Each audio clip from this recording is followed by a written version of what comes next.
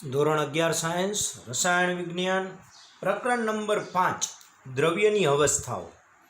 11 સાયન્સમાં આપણે બે ચેપ્ટર પૂરા કર્યા, પહેલું અને બીજું. પહેલું ચેપ્ટર એટલે પાયાની સંકલ્પનાઓ વિશેની વાત અને બીજું ચેપ્ટર એટલે પરમાણુના બંધારણ વિશેની વાત.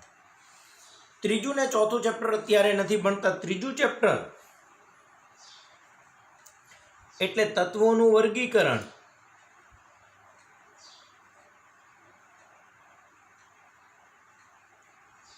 અને ગુણધર્મમાં આવર્તિતા.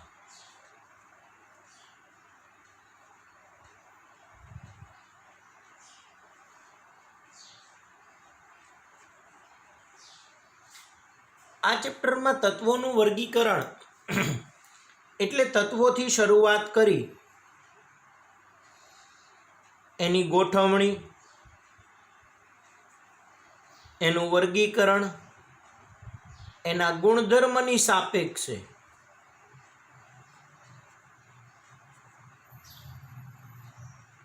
કરતા કરતા આધુનિક આવર્ત કોષ્ટક સુધી પહોંચ્યા.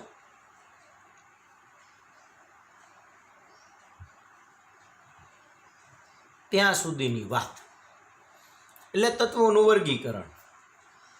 અને ગુણધર્મમાં આવર્તિતાવાળો ભાગ છે એ આધુનિક આવર્ત કોષ્ટકના દરેક સમૂહની સામાન્ય લાક્ષણિકતાઓ વિશેની વાત છે, સામાન્ય ગુણધર્મ વિશેની વાત છે. આ આપણે રૂબરૂ મળીશું ત્યારે આ ચેપ્ટરને સમજીશું. ચોથું ચેપ્ટર બહુ જ ઇમ્પોર્ટન્ટ ચેપ્ટર, રાસાયણિક બંધન અને આણ્વીય રચના.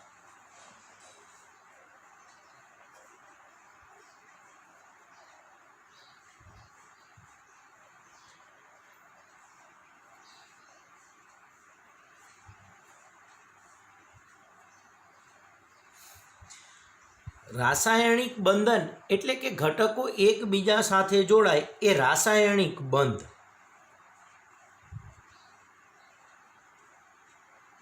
અને બંધથી જોડાઈ અને પરમાણુ ભેગા થઈને અણુ બનાવે એની વાત એટલે રાસાયણિક બંધન અને આણ્વીય રચના.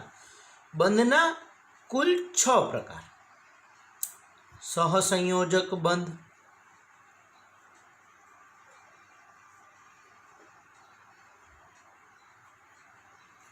સવર્ગ સહસંયોજક બંધ,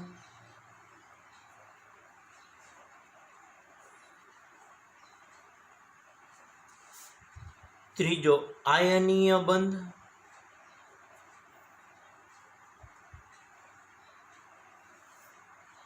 ચોથો ધાત્વીય બંધ,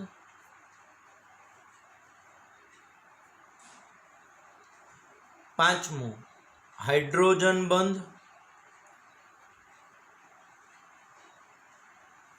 અને છઠ્ઠું વાન્ડર વાલ્સ આકર્ષણ બળો. આ મોસ્ટ આઈએમપી, આ હંમેશા યાદ રાખો. રાસાયણિક બંધના 6 પ્રકાર. રાસાયણિક બંધના 6 પ્રકાર: સહસંયોજક બંધ, સવર્ગ સહસંયોજક બંધ, આયનીય બંધ, ધાત્વીય બંધ, હાઇડ્રોજન બંધ અને વાન્ડર વાલ્સ આકર્ષણ બળ. આ 6 માંથી ઉપરના 4 છે એ પ્રબળ આકર્ષણ બળ અને નીચેના 2 છે એ સાપેક્ષમાં નિર્બળ આકર્ષણ બળ. અણુ બનતી વખતે સામાન્ય રીતે આ 4 માંથી એક બંધ હાજર હોય અને 2 અણુ વચ્ચેની વાત કરીએ ત્યારે સામાન્ય રીતે હાઇડ્રોજન બંધ અથવા વાન્ડર વાલ્સ આકર્ષણ બળો ભાગ ભજવતા હોય છે. આ ઉપરાંત આણ્વીય રચના વખતના 4 સિદ્ધાંત ભણવાના છે: કોસેલ લુઈસનો અભિગમ, સંયોજકતા બંધનવાદ, આણ્વીય કક્ષકવાદ અને એક બીજો VACPR નામનો સિદ્ધાંત. એમ કરીને 4 પ્રકારના આણ્વીય રચના માટેના સિદ્ધાંત અને 6 પ્રકારના બંધ એટલે ચેપ્ટર 4 પૂરું. પણ બહુ જ મહત્વનું ચેપ્ટર. જો આ આવડે તો તમને કેમેસ્ટ્રીના પાયા વિશે બહુ જ સારી એવી ખબર પડે. કોઈ પણ અણુ બને ત્યારે એમાં 6 માંથી એક પ્રકારનો બંધ હોય અને 4 માંથી એક સિદ્ધાંતને લાગુ પાડી શકાતો. આમ તો ચારેય સિદ્ધાંતને ક્રમશઃ દર્શાવવામાં આવ્યા છે.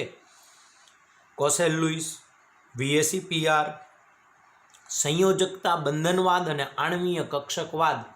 ત્યાં સુધીની વાત આપણે આ ચેપ્ટરમાં કરીએ. પછી 5મું ચેપ્ટર આવે દ્રવ્યની અવસ્થા, કે કોઈ પણ દ્રવ્ય કઈ અવસ્થામાં હશે, કઈ ભૌતિક અવસ્થામાં હશે, ઘન, પ્રવાહી કે વાયુ, એ કોઈ ચોક્કસ તાપમાને અને દબાણે એના આંતર આણ્વીય આકર્ષણ બળો ઉપર આધાર રાખે છે. દ્રવ્યની અવસ્થા એના આંતર આણ્વીય આકર્ષણ બળ પર આધાર રાખે છે. આંતર આણ્વીય આકર્ષણ બળ. આંતર આણ્વીય, આંતરનો મતલબ થાય બે જુદા જુદા,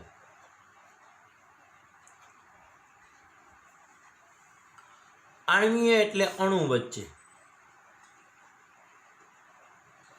અને આકર્ષણ બળ તો તમને બધાને ખબર જ છે કે એનું જોડાણ બળ.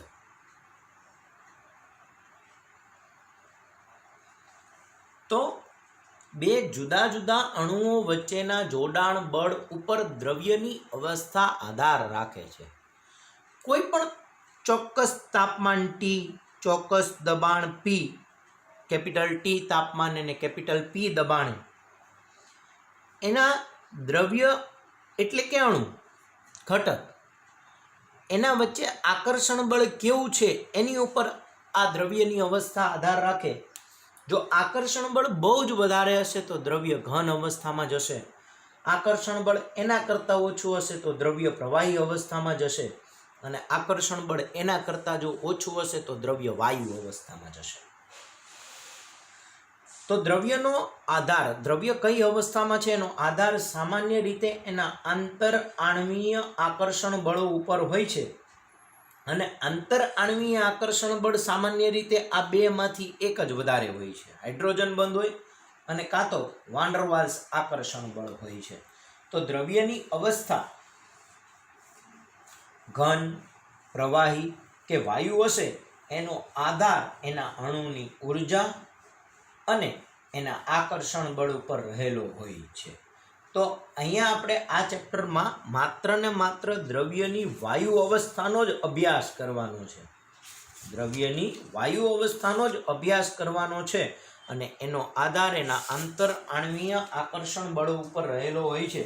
એટલે આપણે આજે ચેપ્ટર આકર્ષણ બળની સાપેક્ષે સમજવાની શરૂઆત કરીએ કે દ્રવ્યની અવસ્થામાંની વાયુ અવસ્થા છે એ એના આંતર આણ્વીય આકર્ષણ બળો, એમાંય વાન ડર વાલ્સ આકર્ષણ બળ ઉપર વધારે આધાર રાખતી હોય છે. અને આપણે એને સમજીએ. પણ હું તમને થોડુંક કોમન સમજાવું અને પછી આપણે એને ટેક્સ્ટબુક પ્રમાણે સમજીએ. તો સૌથી પહેલા વિચારીએ કે દ્રવ્યની ભૌતિક અવસ્થા ઘન, પ્રવાહી અને વાયુ. દ્રવ્યની ભૌતિક અવસ્થા છે ઘન, પ્રવાહી અને વાયુ.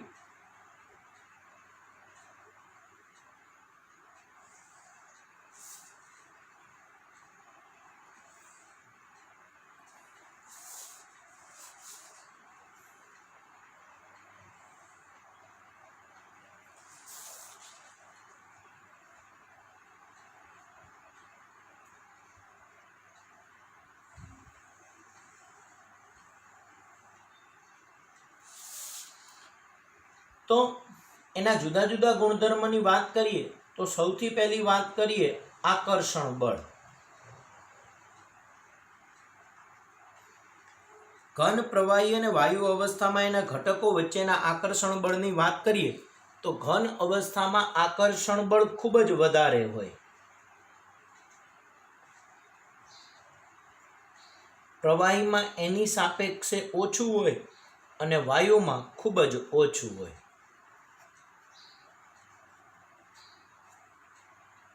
આકર્ષણ બળ એના ઘટક વચ્ચેનું, અણુ વચ્ચેનું, એક ઘટકનું બીજા ઘટક પ્રત્યેનું આકર્ષણ બળ ખૂબ જ વધારે હોય ત્યારે દ્રવ્ય ઘન અવસ્થામાં જાય, ઓછું હોય તો દ્રવ્ય પ્રવાહી અવસ્થામાં આવે ને ખૂબ જ ઓછું હોય તો દ્રવ્ય વાયુ અવસ્થામાં જાય. એના ઘટક વચ્ચેનું અંતર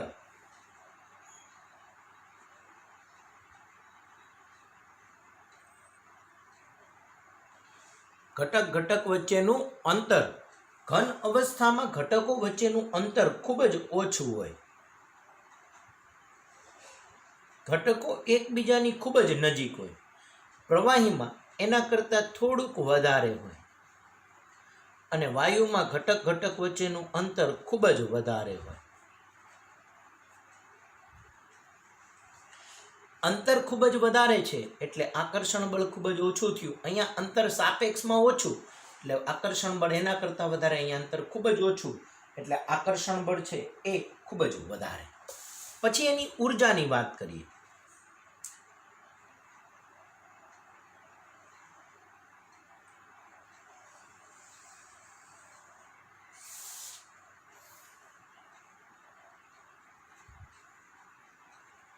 સામાન્ય રીતે એની ઉષ્મીય ઉર્જા વિશેની વાત કરીએ તો ઘન અવસ્થામાં આકર્ષણ બળ ખૂબ જ વધારે અને અંતર ખૂબ જ ઓછું એટલે એની ઉર્જા છે એ ખૂબ જ ઓછી હશે.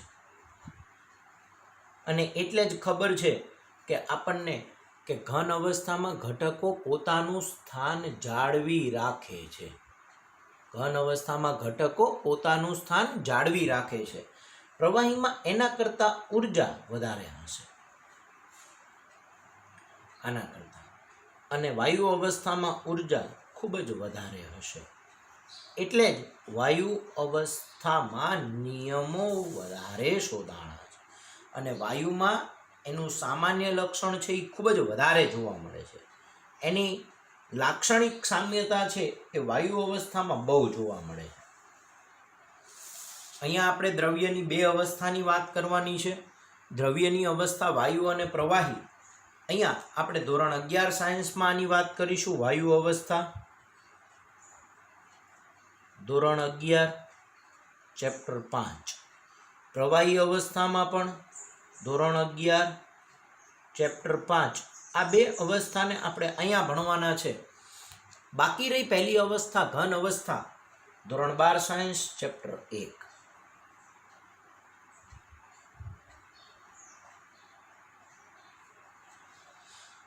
ધોરણ 12 સાયન્સ ચેપ્ટર 1 ઘન પદાર્થ ઘન અવસ્થા વિશેની વાત આપણે ધોરણ 12 સાયન્સમાં કરશું, પણ પ્રવાહી અને વાયુ અવસ્થા વિશેની વાત છે એ આપણે ધોરણ 11 સાયન્સના આ ચેપ્ટરની અંદર કરવાની છે.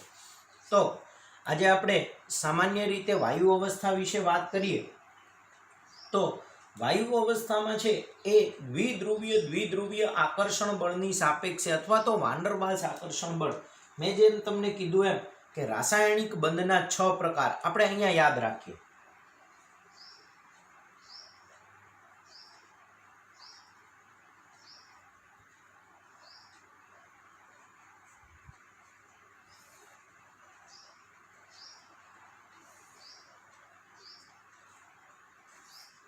તમે જ્યાં સુધી રસાયણ વિજ્ઞાન ભણશો, જ્યાં સુધી કંઈ પણ ભણશો, ત્યારે રાસાયણિક બંધ તો 6 પ્રકારના જ આવશે. હા, એના પેટા પ્રકાર, એની પેટા લાક્ષણિકતાની સાપેક્ષે વાત અલગ હોઈ શકે, પણ બંધના પ્રકાર હંમેશા 6 જ આવશે.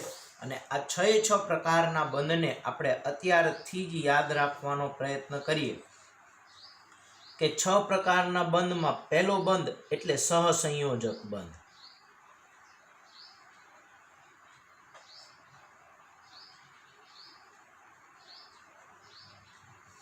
અને સહસંયોજક બંધમાં તમને બધાને ખબર છે ઇલેક્ટ્રોનની ભાગીદારી થાય.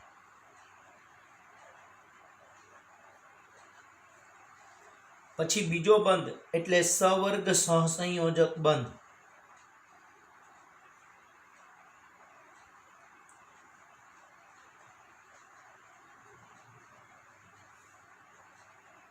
આમાં પણ ઇલેક્ટ્રોનની ભાગીદારી થાય, પણ ભાગીદારીનું ઇલેક્ટ્રોન યુગ્મ એક જ ઘટક આપે.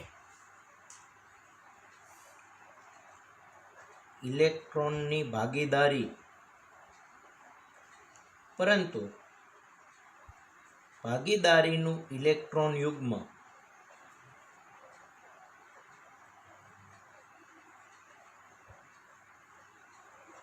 એક જ તત્વ આપે ત્યારે તેને સવર્ગ સહસંયોજક બંધ કહેવાય. ત્રીજો બંધ એટલે આયનીય બંધ. ધન આયન અને ઋણ આયન વચ્ચેના આકર્ષણ બંધ, ત્યારે ઇલેક્ટ્રોનની આપ લે થાય. એક આપે અને બીજો લે. આપે એ ધન આયન બને ને લે એ ઋણ આયન બને, અને ધન આયન અને ઋણ આયન વચ્ચે આકર્ષણ થાય ત્યારે એને આયનીય બંધ કહેવાય. ચોથો બંધ ધાત્વીય બંધ.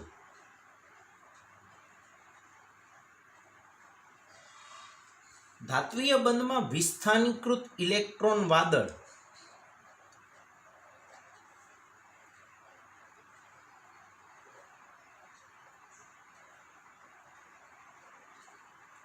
અને પરમાણુ કર્નેલ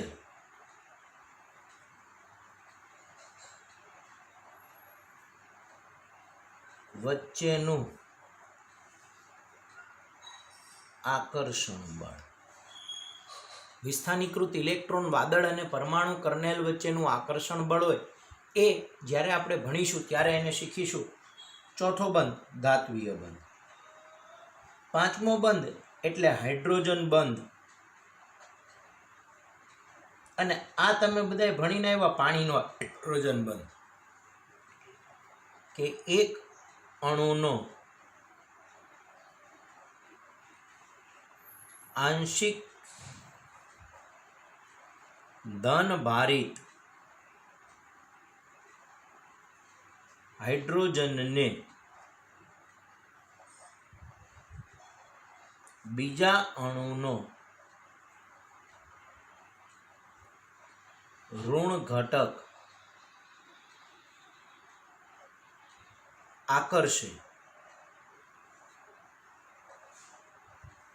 ત્યારે તે બે વચ્ચે થતા આકર્ષણ બળને હાઇડ્રોજન બંધ કહેવાય. અને છઠ્ઠું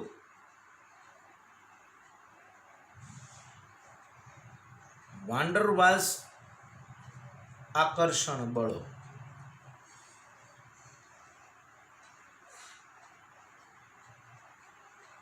છઠ્ઠું વાન ડર વાલ્સ આકર્ષણ બળો ખૂબ જ નિર્બળ બંધ. ખૂબ જ નિર્બળ બંધ, જેને ઉપરના એકેયથી ન સમજાવી શકાય એ બધાય વાન ડર વાલ્સ આકર્ષણ બળ. વાન ડર વાલ્સ આકર્ષણ બળ એટલે કે ખૂબ જ નિર્બળ આકર્ષણ બળ. ખૂબ જ નિર્બળ આકર્ષણ બળ જેને ઉપરના એકેય બંધથી સમજાવી શકાતું નથી, ઉપરના એકેય આકર્ષણ બળથી સમજાવી શકાતું નથી, એને બધાને આપણે વાન ડર વાલ્સ આકર્ષણ બળોની અંદર ઉમેરી દઈશું. તો આપણે વાત કરીએ ભાઈ દ્રવ્યની અવસ્થા વાયુ, તો આપણને બધાને ખબર પડે છે કે વાયુ એટલે આકર્ષણ બળ ખૂબ જ ઓછું હોય, અને ખૂબ જ ઓછું આકર્ષણ બળ હોય ત્યારે એ વાન ડર વાલ્સ પ્રકારનું આકર્ષણ બળ સામાન્ય રીતે ધરાવતા હોય છે. એટલે એમાં વાન ડર વાલ્સ આકર્ષણ બળ અને વધીને હોઈ શકે તો હાઇડ્રોજન બંધ હોઈ શકે છે. તો વાન ડર વાલ્સ આકર્ષણ બળની વાત કરીએ તો આપણે વાયુ અવસ્થામાં ઘટકો વચ્ચેના આકર્ષણ બળને વાન ડર વાલ્સ આકર્ષણ બળ તરીકે ઓળખીએ છીએ. વાન ડર વાલ્સ આકર્ષણ બળો એ વાન ડર વાલ્સના માનમાં વાન ડર વાલ્સે આ બળો વિશે અને વાયુની આદર્શ વર્તણૂકના વિચલન વિશેની વાત કરી હતી, એટલે એને વાન ડર વાલ્સ આકર્ષણ બળ કીધું. અને વાન ડર વાલ્સ આકર્ષણ બળ છે એ 3 પ્રકારના હોઈ શકે.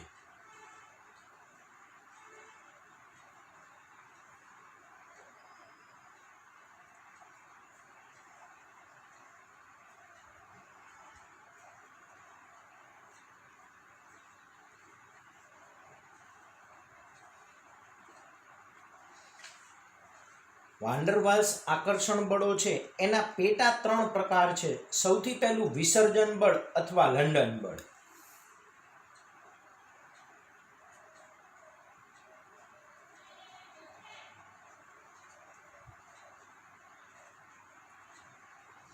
વિસર્જન બળ અથવા લંડન બળ.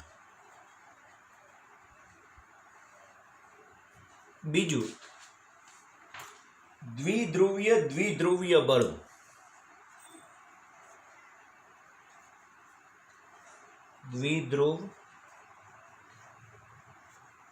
દ્વિધ્રુવ બળો. અને ત્રીજું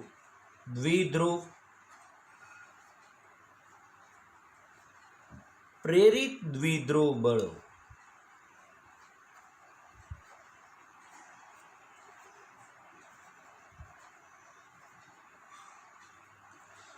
આ વિસર્જન બળ અથવા લંડન બળ છે એ સામાન્ય રીતે જ્યારે બંને અણુ અધ્રુવીય હોય, એક અણુ અને બીજો અણુ, એક ઘટક અને બીજો ઘટક, આપણે એવું વિચારીએ કે ઘટક 1 અને ઘટક 2 એની સાપેક્ષે સમજીએ તો વિસર્જન બળ અથવા લંડન બળ જ્યારે પહેલો ઘટક પણ અધ્રુવીય હોય અને બીજો ઘટક પણ અધ્રુવીય અણુ હોય ત્યારે એના વચ્ચે જે આકર્ષણ બળ જોવા મળે એને વિસર્જન બળ અથવા લંડન બળ કહેવાય. દ્વિધ્રુવીય આકર્ષણ બળમાં પહેલો અણુ ધ્રુવીય હોય અને બીજો અણુ ધ્રુવીય હોય. અને પ્રેરિત દ્વિધ્રુવીય આકર્ષણ બળમાં એક અણુ ધ્રુવીય હોય અને બીજો અણુ અધ્રુવીય હોય. તો આપણે એમ પણ વિચારી શકીએ કે અણુ ધ્રુવીય અને અધ્રુવીયની સાપેક્ષેના 3 પ્રકાર શક્ય છે. ધ્રુવીયની સામે ધ્રુવીય આવે, ધ્રુવીયની સામે અધ્રુવીય આવે, અધ્રુવીયની સામે ધ્રુવીય આવે ને અધ્રુવીયની સામે અધ્રુવીય આવે. તો અધ્રુવીય એટલે વિસર્જન બળ અથવા લંડન બળ. અને આ 3માં પણ સૌથી નિર્બળ આ એના કરતાં વધારે પ્રબળ અને આ સૌથી પ્રબળ.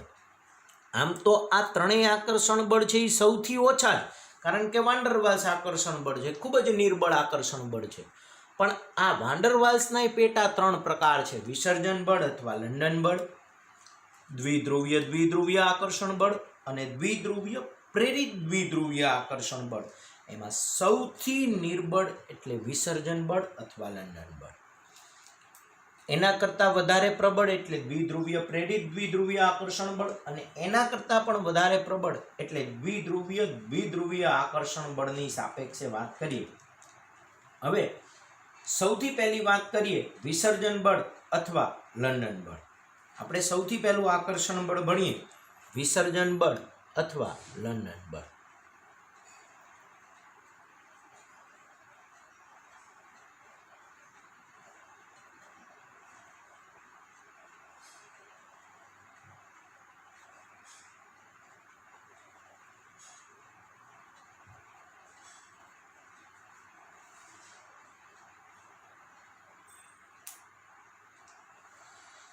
સામાન્ય રીતે અધ્રુવીય અણુ વચ્ચેના આકર્ષણ બળને આપણે વિસર્જન બળ અથવા લંડન બળ તરીકે લઈએ, કારણ કે તે વિદ્યુતીય રીતે સંમિત હોય છે અને તેને દ્વિધ્રુવીય ચાક માત્રા હોતી નથી અને તેના ઇલેક્ટ્રોન ભાર વાદળો સંમિત રીતે વહેંચાયેલા હોય છે.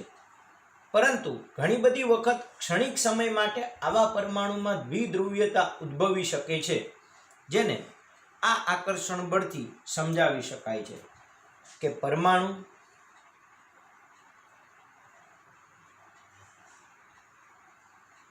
અથવા અધ્રુવીય અણુમાં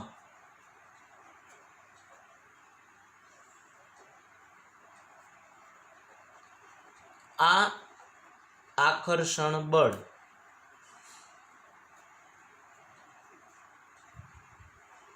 જોવા મળે છે. પરમાણુ અથવા અધ્રુવીય અણુમાં આ આકર્ષણ બળ જોવા મળે છે.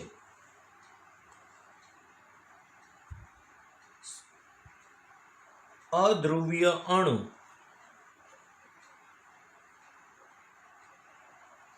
વિદ્યુતીય રીતે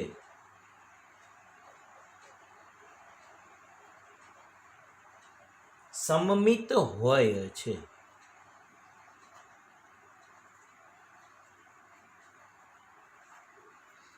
વિદ્યુતીય રીતે સમમિત હોય છે અને ઇલેક્ટ્રોનીય વાદળ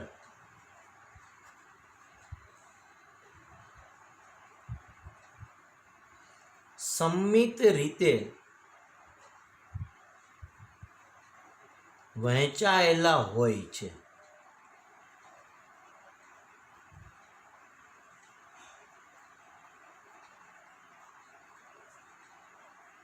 તેથી તેમાં દ્વિધ્રુવ ચાકમાત્રા હોતી નથી.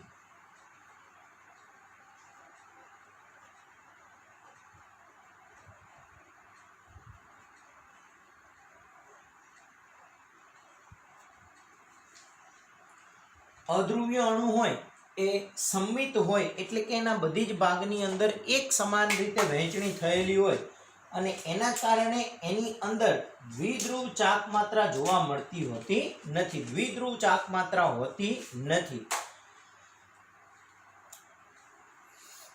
પછી ક્ષણિક સમય માટે ક્યારેક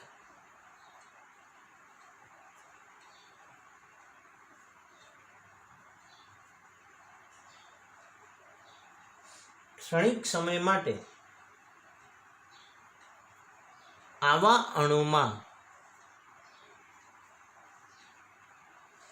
દ્વિધ્રુવીયતા વિકસે છે.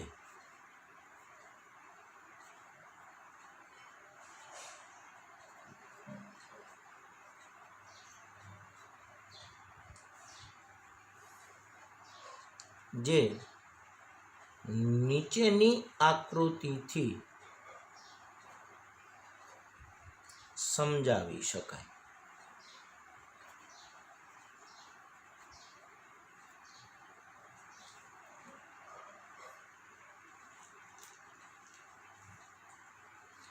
હવે આપણે એના વિશેની આકૃતિ જો કે તમારી ટેક્સ્ટ બુકમાં આપેલી જ છે એ આકૃતિથી જ સમજીએ અને આપણે એવી જ એક આકૃતિ એ બી અને સી દોરીએ. માનો કે આપણે આકૃતિ એ દોરીએ છીએ જેમાં બે અણુ છે એ આપણે અધ્રુવીય લઈએ કે અણુ એ પરમાણુ એ અથવા ઘટક એ અને બીજો પરમાણુ બી અથવા ઘટક બી. અને આપણે ઘટક એ કહીએ અને આને આપણે પરમાણુ અથવા ઘટક બી કહીએ.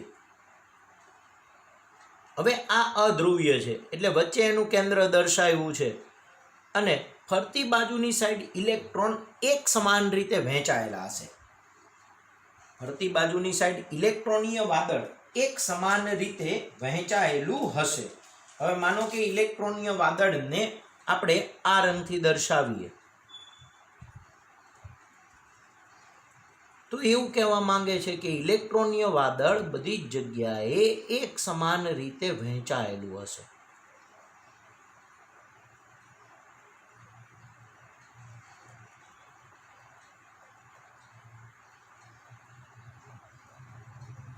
આ ઇલેક્ટ્રોનીય વાદળ બધી જ જગ્યાએ એક સમાન રીતે વહેંચાયેલું છે એટલે આપણે એવું કહી શકીએ કે ઇલેક્ટ્રોનીય ભાર વાદળનું સમમિત વિતરણ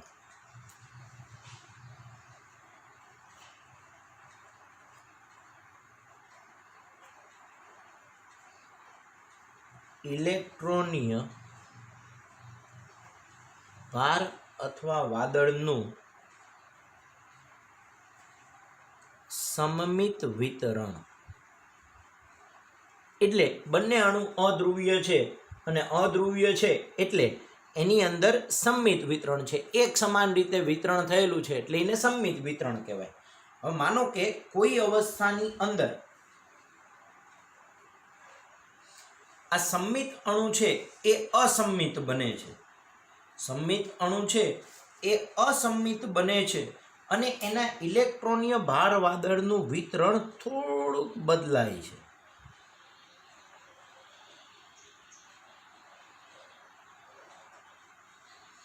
માનો કે આવું થયું અને પહેલા અણુમાં ઇલેક્ટ્રોન વાળવા દળ આ બાજુ વધારે છે, સમજો.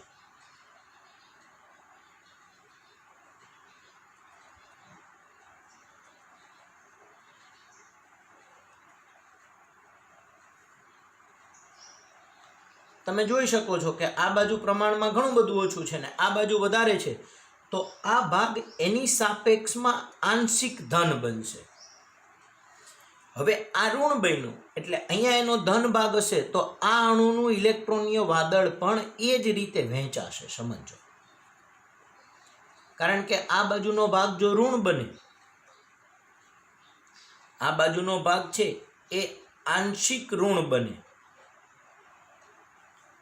આ ડેલ્ટા નેગેટિવ એનો મતલબ થયો આંશિક ઋણ, તો આ બાજુનો ભાગ છે એ આંશિક ધન બનશે અને આ બાજુનો ભાગ છે એ આંશિક ઋણ બનશે. એટલે ઋણને ધન પ્રત્યે આકર્ષણ વધે એટલે પરમાણુ એ ત્વરિત દ્વિધ્રુવ સાથે જમણી બાજુ ઇલેક્ટ્રોનીય ઘનતા વધે, તો આ બીની અંદર પણ પ્રેરિત દ્વિધ્રુવ થાય કે પરમાણુ એ, આ પરમાણુ એ થયો આપણો અને આ પરમાણુ બી થયો. તો પરમાણુ એ માં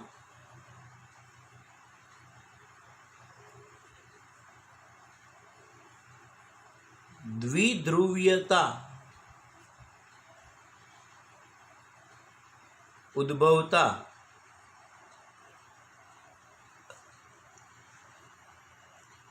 જમણી બાજુનો ભાગ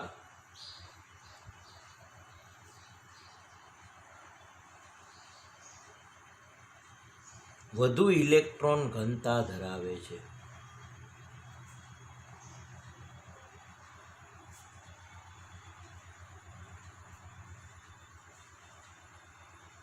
તેથી પરમાણુ બી માં પ્રેરિત દ્વિધ્રુવીયતા ઉદ્ભવે છે. પણ આ જે દ્વિધ્રુવીયતા હોય એ ક્ષણિક હોય, એટલે કે આવું થાય પણ ક્ષણિક જ થાય, વળી પાછું એ આવું નવું થઈ જાય. એટલે આ ક્ષણિક દ્વિધ્રુવીયતાની સાપેક્ષે એને સમજાવી શકાય. હવે એવું ન હોય અને માનો કે આપણે સી ભાગ વિચારીએ કે અણુ છે એ દ્વિધ્રુવીય તો બને જ છે, પણ આ બાજુ ઇલેક્ટ્રોન ઘનતા વધારે હોવાના બદલે ડાબી બાજુ ઇલેક્ટ્રોન ઘનતા વધારે છે એવું વિચારીએ.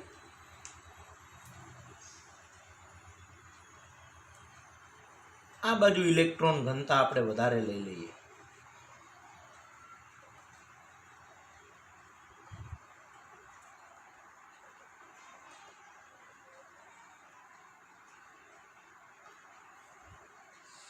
તો આ બાજુનો ભાગ જો એનો ધન બનશે તો આ બાજુનો ભાગ આ પરમાણુનો પણ ઋણ બનશે. એટલે આ ઘટક પણ છે એ અહીંયા એની ઇલેક્ટ્રોન ઘનતા વધારે ઉદ્ભવવાનો પ્રયત્ન કરશે. કારણ કે આકર્ષણ બળ વધે, આ ભાગ આંશિક ઋણ બને અને આ ભાગ ધન બને. સેમ આ ભાગ આંશિક ઋણ બને અને આ ભાગ ધન બને, એટલે ઋણ અને ધન વચ્ચે આકર્ષણ બળ વધે. એના લીધે આને આપણે માનો કે પરમાણુ એ કહીએ અને આને આપણે પરમાણુ બી કહીએ. તો પરમાણુ એ માં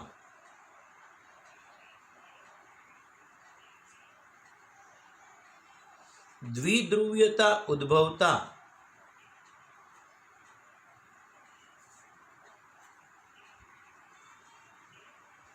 ડાબી બાજુનો ભાગ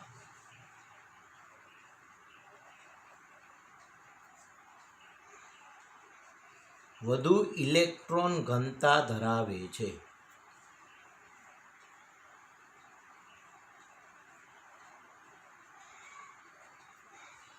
તેથી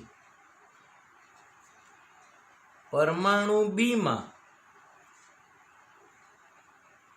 પ્રેરિત દ્વિધ્રુવીયતા ક્ષણિક ઉદ્ભવે છે અને આ આકર્ષણ બળને આપણે વાન્ડરવાલ્સના વિસર્જન અથવા લંડન બળ આકર્ષણ બળથી ઓળખીએ છીએ. આ આકર્ષણ બળને વાન્ડરવાલ અથવા તો વિસર્જન આકર્ષણ બળ કહે છે. આ આકર્ષણ બળને વિસર્જન અથવા તો લંડન બળ કહે છે. ખાસ યાદ રાખીએ, અહીંયા દ્વિધ્રુવીયતા આંશિક ઉદ્ભવેલી હોય છે. આને સિમ્પલી સમજીએ, આપણે બે ફુગ્ગા લઈએ, પાણી ભરેલા ફુગ્ગા, અને ફુગ્ગાને રાખીએ અને વિચારીએ તો આપણે સમજીએ. તમને બધાને ખબર છે, માનો કે પાણી ભરેલા ફુગ્ગા છે તો આ રીતે છે. મેં આકૃતિ હરખી નથી દોરી પણ સમજો. હવે આ બાજુ જેટલું એનું ખેંચાણ બળ હશે આ બાજુ એટલું જ હશે. માનો કે 500 ml બેમાં પાણી ભરેલું છે તો ખેંચાણ બળ એક સમાન હશે. હવે માનો કે બે ફુગ્ગાને આપણે ભટકાવીએ, અથડાવીએ, તો અથડાવો ત્યારે જે સપાટી ઉપર, માનો કે અહીંયા ફુગ્ગાને આપણે અથડાવીએ છીએ તો આ સપાટીના કારણે આ અંદર દબાશે, આ અંદર દબાશે, એટલે આનો ભાગ આ બાજુનું ખેંચાણ બળ વધારશે, આ બાજુ ખેંચાણ બળ વધારશે. તો પહેલાં બે બાજુ ખેંચાણ બળ સરખું હતું એટલે અધ્રુવીય કહી શકાય. પણ હવે એક બાજુ કરતાં બીજી બાજુ ખેંચાણ બળ વધી ગયું એટલે એને ધ્રુવીય કહેવાય. અને ધ્રુવીયતા બેયની સાપેક્ષમાં અસર ઓછી થાય અને આકર્ષણ બળ વધારે થાય, એવી રીતે જોવા મળતી હોય છે. એટલે આ આકર્ષણ બળને આપણે વિસર્જન બળ અથવા લંડન બળ તરીકે ઓળખીએ છીએ અને અધ્રુવીય અણુમાં આ આકર્ષણ બળ જોવા મળે છે. તો આટલું તમારે ફેરબુકમાં લખવાનું છે.